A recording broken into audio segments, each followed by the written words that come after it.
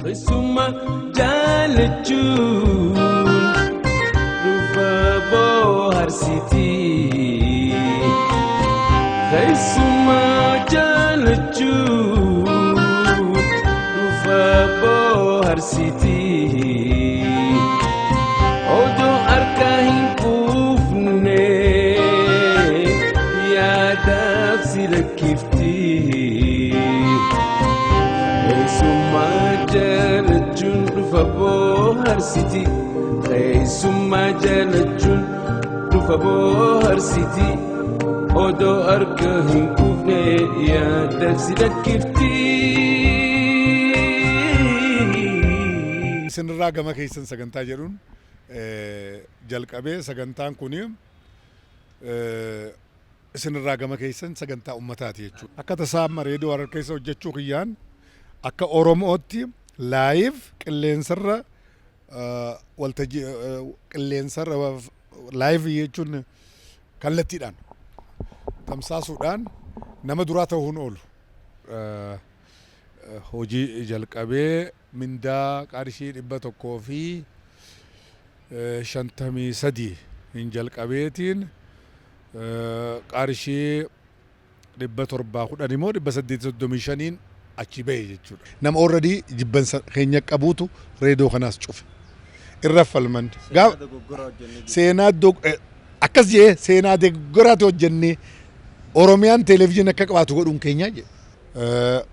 Ali Shabbo seenaan Ali Shabbo seenaa kiyya cinaan tokko Ali Shabbo keessaas seenaa kiyyaa jira ana keessaas seenaa Ali Shabbo jira naafi Ali Shabbo waliin taanee hojjechaa turre. Suma jalechun Rufa bohar city Walalolee baay'ee barreessite san keessa yeedaloo bareedaa argatte uummata bira akka gaariin naagee kan jettu yoo jiraate mee hordoftoonni sagantaa keenyaa kan itti qabu. Ani amma wanni gaammaree foggaa abalufaa abalattu nama yaadadhuun siin jee bar ilma kiyya keessaa tokko Abbitoo Kabbadaati.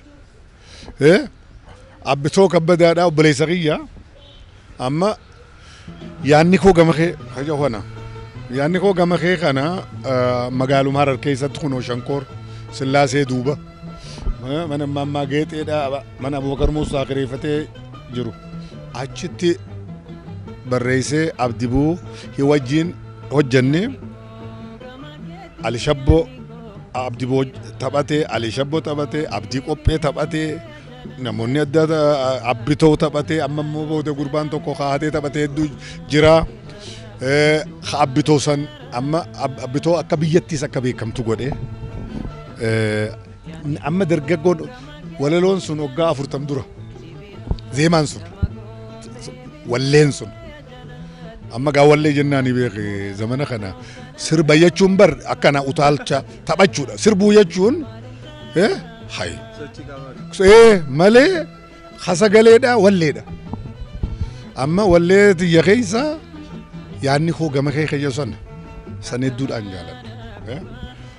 Namninis fudhatee cufarra amma wallee takka dirree dhawaa keessatti warri dur akka gaariitti taphatu tapheerri hundi fayyadamma setteen keejibu sobaan sin faarsu boontuu Oromoo takka sin geessu kayyoo tokko atillee hin beektu warri dirree dhawaa kun garuu sargii rifu cufarrittiin harka ka ummataatti sigale ka ummataatti amma dubra Oromoo looshaa kayyoo kana Abbitoo Kabbadaadha akka wanni isaanii akka ganda isaanii fakkeesseeti misirroo lamaan looshaa jedhe Ali Shabbo dubra looshaa jedhe 50 taphata namni adda addaa ni taphata kanaaf hundaa taphata waan inni ambaasi tokko amma gaar miidiyaa dhaga'u nama haaraan dhaga'a ijoolleen tun isaaf baasee illee beekan wamatti gammadaniif taphatan kanaaf jecha anaaf gammachuudha. Amma ani bara ammaa kana keessa waan inni hojjedhe keessa amma walaloo Abbitoo Kabbada yaanni koo gama keetii daawwattoota keenya biraan geenye deebinoo. Gaariidha. Daawwattoota keenya gaa turtiin barreessaa walaleessaa fi yeedaleessaa akkasumas gaazexeessaa Dr. Kabajaa Maamud Qopheetii waliin godhaa jirru akkuma itti fufetti jira mee sirbaa bitoo kabbadaa kana kan inni barreessee jechuudha daawwannee deebinaa turtii gaarii.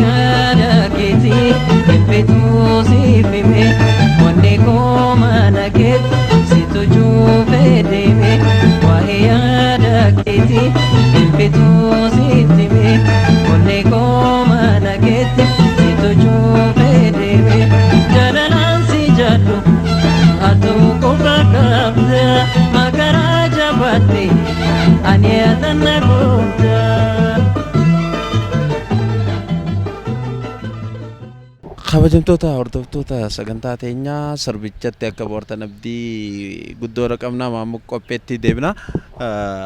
Dr. Kabajaa Maamud Qophee egaa walaloolee isin barreessitan haasawaa jirra. Alshabboo walaloo hedduu akka barreessitan reefus naaf kaastanii jirtanii namoonni tokko tokko kan Alshabboo sirboota qabsoo hin wallisne warreen jaan hedduun dhageeffatanii jira. Lakki Maamud Qopheetu baay'ee barreessee fi warra jaanii jiramee ati asirra maal jedhu? Amma gaa warri kana jedhu isaaniif sirriidha. Maaliif hin beekne namni hanguma beeku dubbata. Waan hin beekne dubbachuu hin danda'u. Nama Alshabboo hin beekne. Alshabboo ifiifuu osoo wallisuu baate warri inni muuziqaa dheefee wallise inni muuziqaa dheefii wallise dillisuun wanni hojjetan ka eenyuuti? Kanaa hun beekan jechuudha. Alshabboo jechuun odaa artii Oromooti. Artistoota guddaa jala guddate. Nama seenaa guddaa qabu. Wanni qabsoo irratti qabsoon duraa aadaa, afaan, artii Oromoo guddisuudha. Alshabboo yeroo duraatiif afran qalloo gaafa hundaa'u waltajjiirra bahee nama wallise isa hangafa. Isa kunoo Alii Birraafaa horate jechuudha. Abbaa isaaniiti jechuudha. Abbaa artii Oromooti. Tura kana qabadhu. Seenaa keessatti bakka guddaadha qaba. Warri arraan tana beekaman kun hundi kunoo Kadir Said faa, Adam faa, maal jiite, halloo ji'i, abaluu ijoollee direedhaatti aartii irratti hojjette hunda muuziqaa kana ufeenyu. Kazeemaa isaa ka hunda isaaniitiif yeedaloo gaafas baasu eenyu? Ali Shabbo. Gara isaatti maas mataa isaatti deebi'e. Ali Shabbo goota. Qeeroo yaada qeeroodhaa ka dura kaasee eenyu? Hayi. Qeeroon biyya yoo takka loole if boodan deebi'u cabsee baysuu malee aadaa isaatii duulli heera isaatii duutii dhiiga deeqqifata dirree lolaa irratti kajee eenyu? Waggaa 40 dura waan ammaa tana waan ammaa kana ka dubbate eenyu? Dhagaye amma kabira fakkeenya haasoo hin dhagaa amma rakkattu malee kaja'u jira. Anuma barreesse waan sana.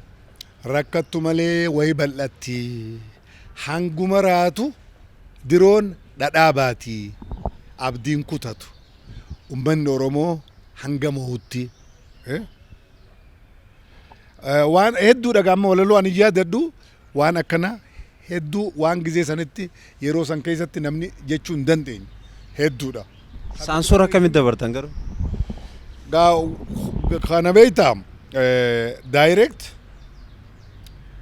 ani barreesse inni hojjete reediyoo irraa sanaa jira hin gurgurreera qilleensumarra oolchine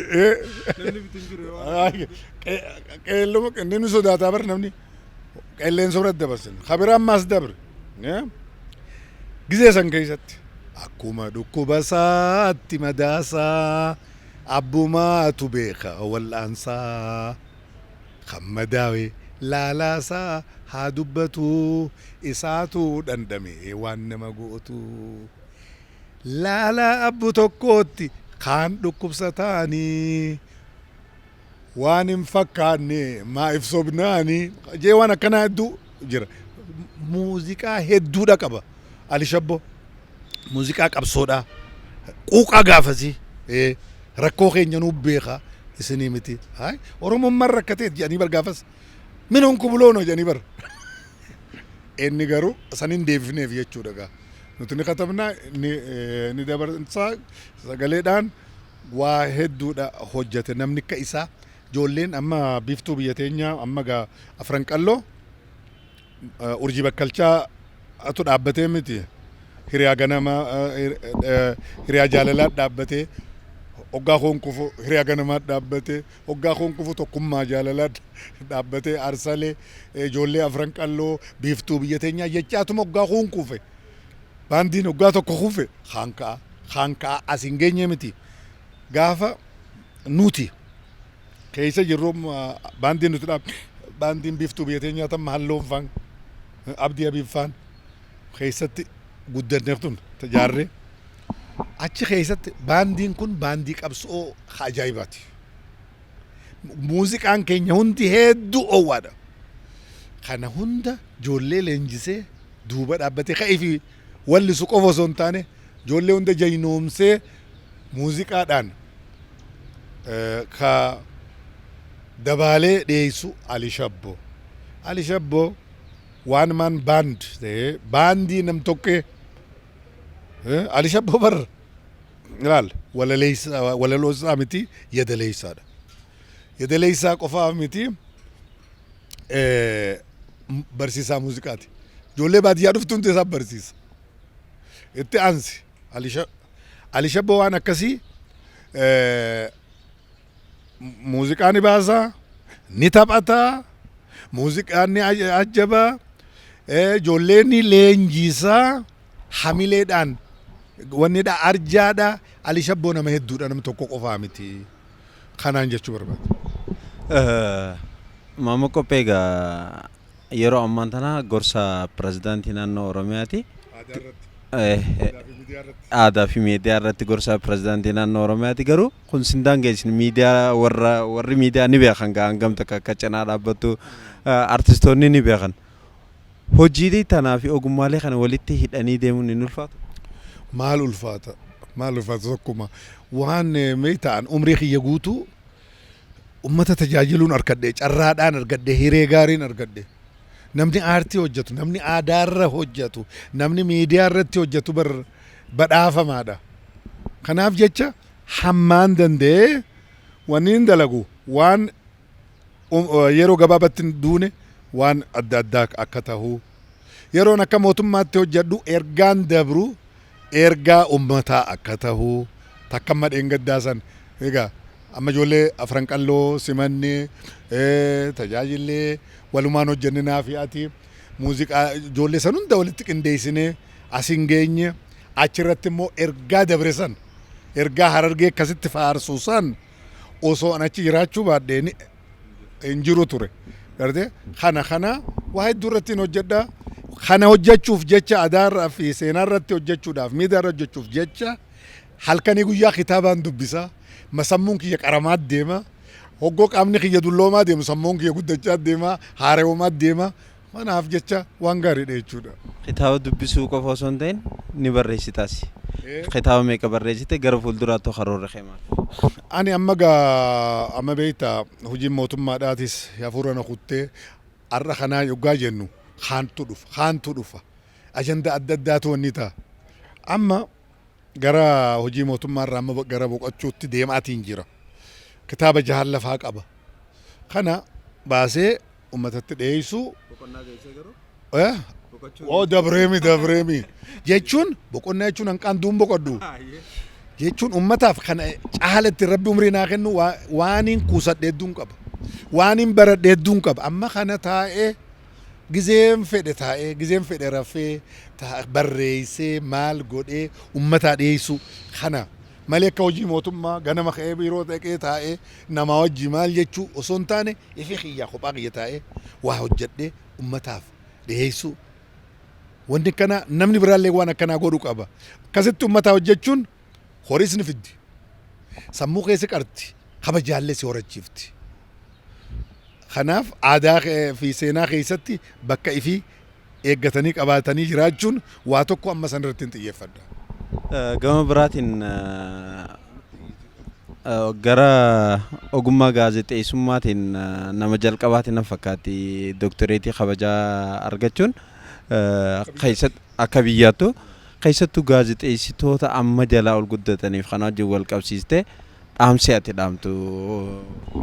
Amma ani artistootaafis keessaa gaazexeessitootaaf namni faranjiin maal jette namni hanguma waa dubbise takka barreessa hanguma beeku takka qofa waa barreessa namni information ummataa kennu barnoota ummataa kennu duree ta'ee mul'achuu qaba dura beekee beeksisuu qaba kanaaf jecha yee umrii guutuu barataa ta'uu barbaachisa sigalee biyya bulchuufillee a leader is a reader jaabar faranjiin namni waa dubbisu mootiidha waa hunda dura deema ati mootii jechuun barcuma 4 kiiloo qofa jechuudha miti bakka hundatti hojii keetii irratti jabaa taatee duree ta'uudha amma namoota walii hojjechaa turre keessa hundaan qophee jaanii amma naafi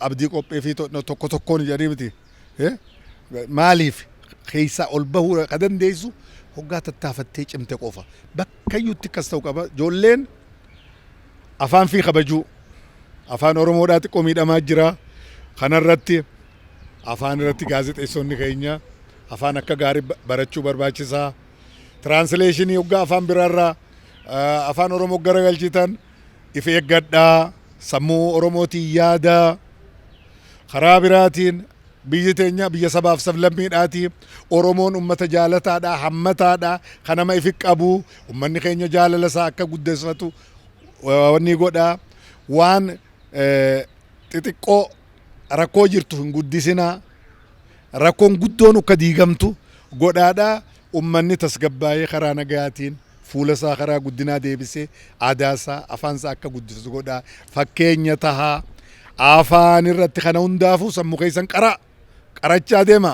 ableen hoggaa waa murte xiqqoo ni doomti kanaaf ni qaran sammuun namaa qaramuu qaba sammuun namaa kuni guutameen tolfamne laala rabbi wanni isaa sammuu kana tolcheeti keeysa isaa akka guunnu nuuf dhiise. Kitaabaan manguddoo irraa jireenya irraa waan agartuun sammuu san guutuu qabda. Guuttee akka daran guddaa ta'u cimaa ta'u godhuu qabda. Gaazexeessaan kanarratti xiyyeeffachuudha qaba. Waan hojjetu hunda baalaansi madaalawaa godhuudha qaba. Oowwee onnee isaa dubbachuu hin qabu. Onnee isaa tamataa isaa kanuma lafaa ka'ee aaraan maaliin yoo namni aarellee ummanni aarellee tasgabbeessa karaa jiru yoo karaa hamaa deemame karaan dhugaa kana agarsiisu ta'uudha qaba. Gizee ammaa keessahu biyya bulchaa jirra. Biyya bulchinuu irratti ummanni nu wajji jiraatus nagaan maayinooritiin sabni biicuun akkam miidhamne kan wajji jiru hundi akkam miidhamne akka nutti amanu ka wajji Oromoon hangafa keenya obboleessa keenya jee kan wajji jiraatu godhuudha qabna. Mirgi Oromootis akka hin tuqamne falmachaadhaa kanama biraatis namni mirga namaa dhiibu mirga harkachuu hin danda'u. Namni bilisummaa namaatiif hin dhaabbanne hin bilisoomneef isaatiif.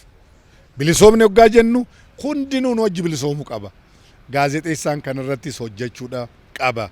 Kan biraa teekinooloojiidhaan meeshaatti hojjetan kanarratti dandeettii keessan cimsachuu kompiitara irratti maalirratti cimsaa deemuudha barbaachisa.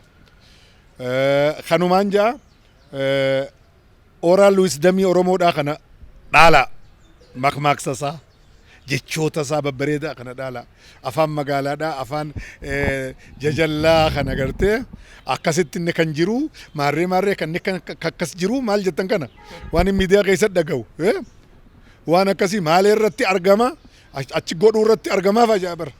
Egaa godhaa jira kana godhu jira jechuu dhiiseeti maarree irratti argamaa siin ja'a. Akkasi maaleedha kan inni jiru siin ja'a. Akkas godhu jira jechuu dhiisee. Waan akkanaa kanarraa fagaadhaa afaan bareedaa dubbadhaa abalu fakkaannaan abalu naman gootu Oromoo ta'a. Afaan Amaaraa modeela gootanii afaan Oromoon balleessinaa. Afaan Amaaraatis seera mataa isaa qaba. Amharic is a subordinate leedidha. Subordinate lead jechuun adjektiiviin Amaariffaadhaa dura dhufa maqibsi. Keenya booda dhufa. Waan akkanaa laaluu barbaachisa. Ati qayyoo alaa moggaa namichi cee diimaa sa'aa yoo ati qayyattu taate dubbiin baddee. Si galee gosa ta'uusaa. Kanaaf seera eeguu, giraamara afaan Oromoo eeguu, joornaalizim jechuun faranjiin maal jettiin seeta. It is literature in a hurry jedhaniin. Literature ogbarruu jarjaraatii. Arraan tana waa dhageesseeti ammaan tana waa akka katabde jaftee katabde. Kanaaf jecha qulqullina eeguu irratti si dhibuta. Garuu hanga dandeessetti qulqullinaas eeyde afaanis bareechite ergaan sun akka dhukanne goote dabarsuu qabda. Gaazexeessoo keenyaaf kanaan hawwa. Carraa guddaadha uummata tajaajiluun waan biraa halkanii guyyaadha teessee hojjechuun yeroon sirraa fudhachuun hin jibbin yeroon na guddatee hin cinqamin. Ummataaf hojjechaa jabaadhaa warri gaazexeessaadhaa. Ummata keenya ummata kabajamaadhaa kabajaasaa eegaa afaan keenyaas nu eegaa guddisaa bakkaan gayaa dhaloota gaarii horachuu irratti nu gargaara kanaan jaa. Egaa Dr. Kabajaa Mahammad Qopheedhaa sila yeroo nu geesse guyyaa guutuu haasofne hedduun gammada garuu fuulleen isaa qabnurraa addaan baana. Ka addaan baanu sirbaan reefu si filate si hojjette keessa amma carraa kanaa kannitu si gaafadha. Amma ati filadhu kafeet. Hedduu kan itti laffaatee fi artii Oromoo akka Itoophiyaadhaa wajjin wal barsiistuuf shoora guddaa kan itti taphatte wallistuu hamalmaala baateeti sirboottan si hedduu si hojjete mee san keessaa tokko yoo ati noo feertu. Atummaan istuudiyoo keessa cuftin jiru ta'a waan amma amalmaal. Isteejirra waan hojjette malee kiliippiitti hojjette kan hojjette hin qabdu kanaaf jecha cuftinuu ilma isaa keessaa abbaan kana jeen filatu haati filatte kan ummanni jaalatu hundaa'u ni jaalata akka feete. Egaa kabajamtoota daawwattoota fi dhaggeeffattoota sagantaa keenyaa sirba hamal maal keessa yaanni xiyyaa harar jira kan jiru kan isin afeerree kan nuti gargar baanu wanti dabarsatti yoo jiraatte carraa. Maaf fayyadaa carraa kanaan warra hararii fi naannoo isaa jiru ummata keenya ummata Oromoodha. Ummata Harariidha obboleeyyan keenya ka Amaaraa ka Guraagee ka Somaaleedha ummata naannoo kana jiraatu egaa ummata kana jiraadheetiin nama ta'ee guddadhee isiniin jaaladhaa isiniin kabajaa nagayni fayyaan simbira haa jiraatu rabbi simbira haa dhaabbatu jaalalli tokkummaan keeysan haa cimuu rabbi nagaa wal nu agarsiisu hangana sagalee kiyyaan isin bira dhufuu kiyyaa fidduu gammadeetiin jira obboleeyyan kiyya bakkuma jirtu salaamtaan tiyya isin haa geessuun jaa galatooma.